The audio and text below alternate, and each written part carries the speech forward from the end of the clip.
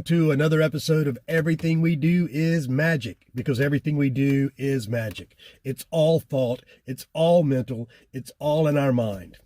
Today I want to talk about how to occupy the place of manifestation.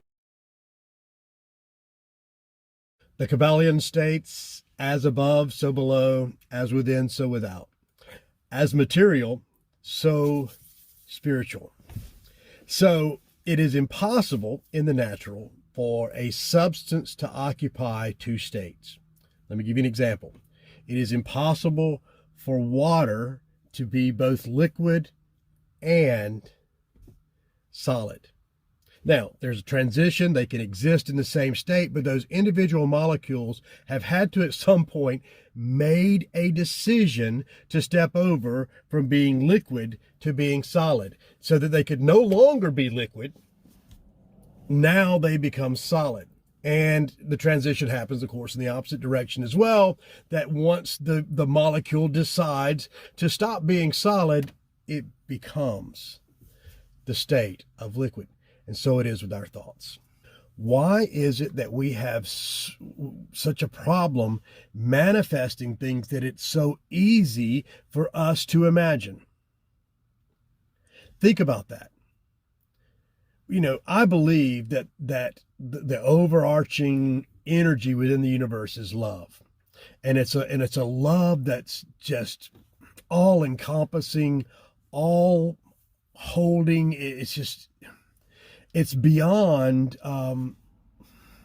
limitless. It's beyond unconditional.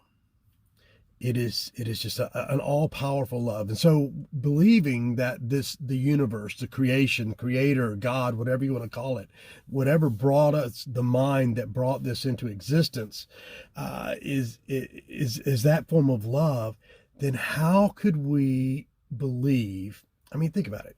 There's a scripture in the Christian Bible that says, if you, being wicked as you are, know how to give good gifts to your children, how much more, and I'll change this, can they all give those gifts to you just for asking? So whatever you imagine, whatever you can think of, if you've given that thought birth, then the universe delights in that. The universe says, oh, we're so happy that you've thought of this thing that no one else has thought of.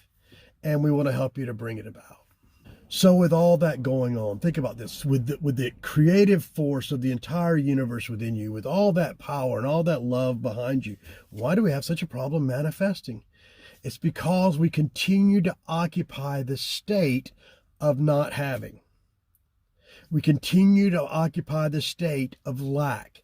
We continue to occupy the state of failure. We can continue to occupy that state, and whatever it is we're desiring cannot manifest in our lives. It cannot exist. It cannot come into being as long as the idea, the thoughts of the not having occupy that state.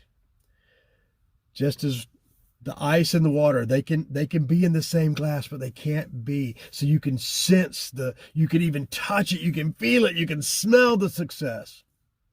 But as long as you are not allowing that success to be the only thought occupying your present state, you're going to have a hard time fully manifesting what you desire. The opposite is true. If you begin today to concentrate, whenever those thoughts come up, and this is where the meditative practice comes in. Go back to my earlier videos and you'll hear me harping on meditative practice. The meditative practice of whose thought is that? When the thoughts rise up, whose idea is that? Where did that idea come from? Did that idea originate within me, within the seed of all creation, within the vessel of all eternal love that we are? Did that originate within me, or did that come from somewhere else? And that's the same thing with this. When those thoughts come up, is that a thought? Does that thought what state does that thought occupy? Does that thought occupy the state of lack? Does that does that idea occupy the state of fear? Does that the idea occupy the state of anger? Does that idea occupy the state of mistrust? Does that idea occupy the state of doubt?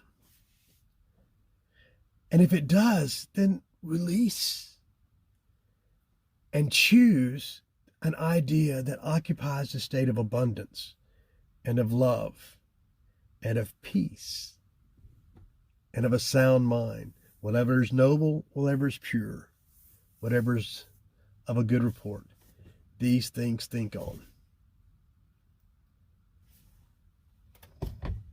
Namaste.